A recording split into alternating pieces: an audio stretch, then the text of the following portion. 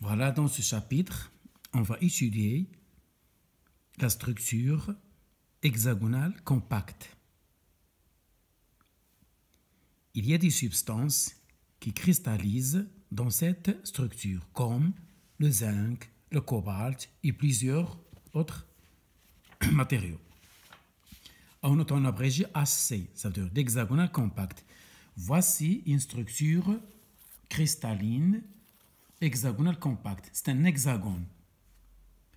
Les atomes logent au sommet de chaque hexagone et au centre de gravité de l'hexagone. Et 3 atomes logent à l'intérieur de la maille. On va expliquer ça en détail. Le paramètre de la maille hexagonale compacte pour la base et le haut, c'est petit a. Donc petit a égale petit b. Regardez cette base, elle est générale. A, B, C ou bien X, Y, Z. Pour l'hexagonale compacte, le A est égal à B. Ils ont toujours la même longueur. Mais C a une autre longueur différente de celle de A et de celle de B. Voilà. Regardez cette structure. Il y a 6 atomes en bas, 6 atomes en haut, en plus les centres des hexagones et 3 à l'intérieur. Regardez les triangles que j'ai assurés. Un triangle en bas et son homologue en haut. Entre ces deux triangles, dans l'espace, loge un atome à la distance C/2. Il en est de même pour celui-là. Regardez le triangle H assuré d'en bas et d'en haut.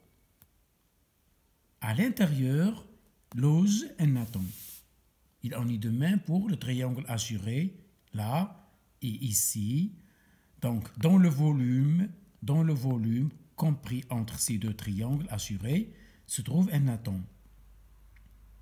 Regardez, il y a 3 triangles assurés et 3 que j'ai laissés vides. Il n'y a aucun atome entre le vide et le vide. Entre le triangle vide non assuré et le triangle vide non assuré. Il n'y a rien.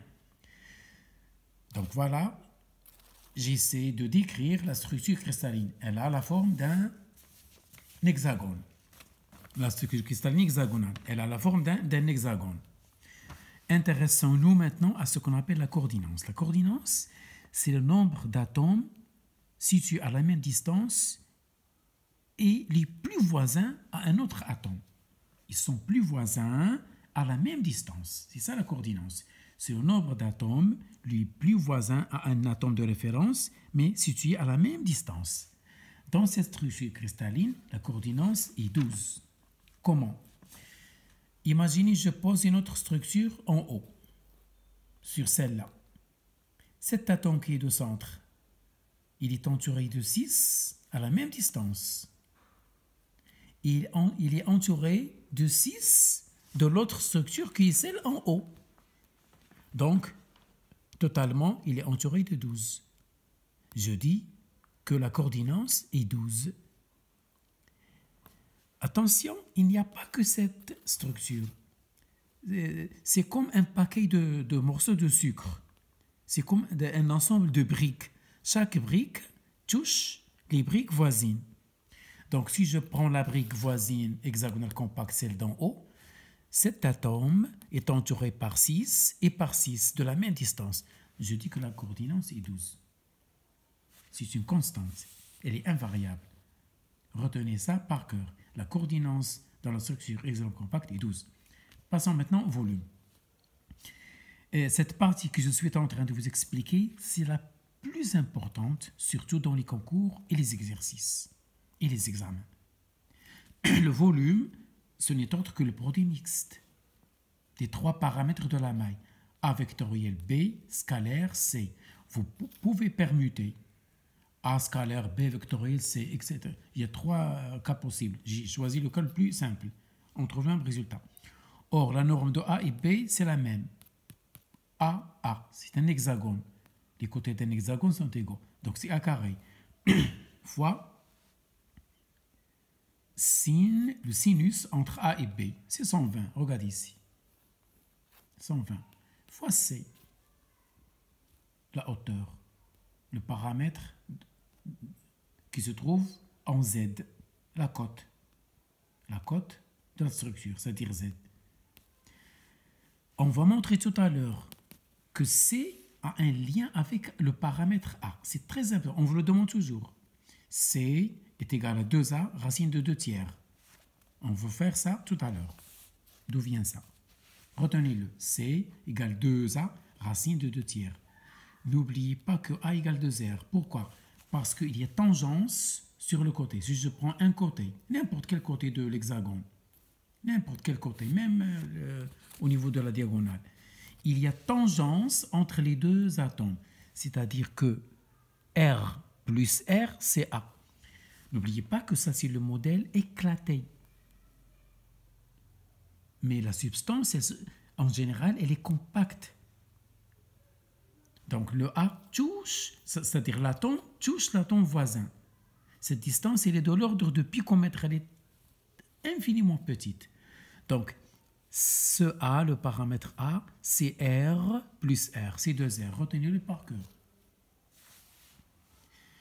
Passons à une autre grandeur. Le groupement formulaire ou bien le motif. Cette maille que vous voyez là, elle contient combien d'atomes? Ne me dites pas 6 plus 3, c'est faux. On va montrer qu'il y a 6 atomes par maille. Il y a les 3 à l'intérieur. Voilà, c'est 3 fois 1. Ils appartiennent tous les 3 à l'hexagone. Donc c'est 3 fois 1, 1, c'est-à-dire la maille numéro 1, qui se trouve à 6 sur 2. Passons aux atomes de l'hexagone. Chaque sommet de l'hexagone ne représente que le 1/6. Si j'ai une galette, une boule, cet hexagone ne contient pas toute la boule, il n'en contient que le 1/6. Donc si je compte les atomes qui logent au sommet des hexagones, de la base et du plafond, je dois multiplier par 1/6. C'est comme des héritiers. Il n'a que le 1/6 de chaque atome. Voilà pour les sommets. Passons pour les 2 atomes qui sont au centre de l'hexagone. Fois 1/2. Parce que chaque atome appartenant au centre de gravité, il est commun à 2 structures. Celle d'en bas et celle d'en haut. Celle d'en haut et celle-là coince cet atome. Donc cet atome, il est divisé en 2. Donc cet atome, il est commun à 2 mailles. Il en est de même pour celui-là. D'où, si je fais la somme, je trouve 6. Donc ça, c'est général. Chaque maille de l'hexagonale compacte contient 6 atomes. Voilà. Et je passe à une grandeur importante en cristallographie. Il s'agit du taux de compacité.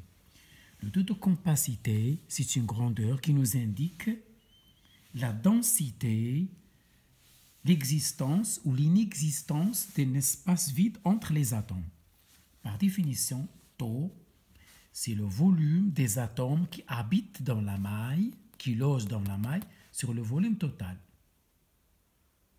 Pour calculer ce taux, je peux utiliser ce qu'on appelle la pseudo-maille. Vous allez trouver ça dans les exercices.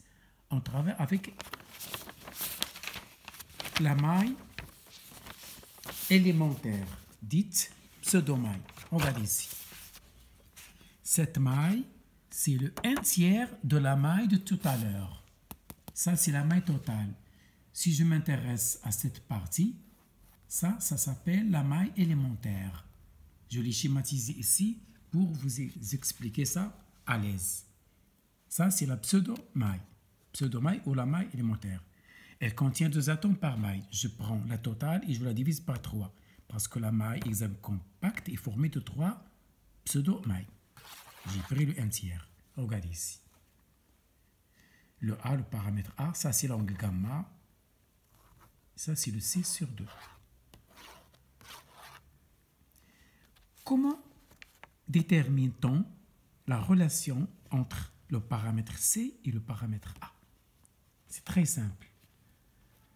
J'ai isolé ce triangle. Regardez ici, je l'ai isolé ici. Ce point, je l'appelle D. Regardez là. Regardez le triangle A, D, G. G, c'est la projection de D sur le triangle de la base. Ce triangle assuré, j'ai projeté D, c'est ce point-là. Je l'appelle G.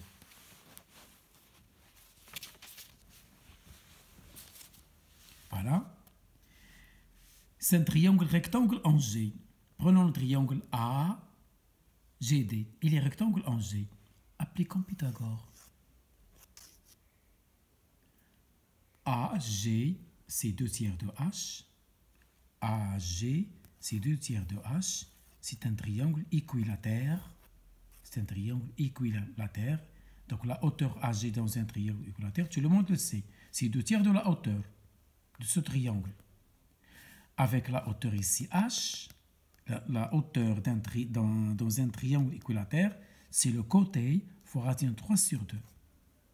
N'oubliez pas que A égale 2R d'après la tangence. Donc retenez ça. Remplaçons ici chaque quantité par sa grandeur. Et je tire C, C2A, racine de 2 tiers. Voici le paramètre C. Il est très demandé. Ça y est. Voilà. Maintenant, je vais achever cette leçon par une autre grandeur qui est très demandée en cristallographie ou en chimie minérale, c'est la masse volumique.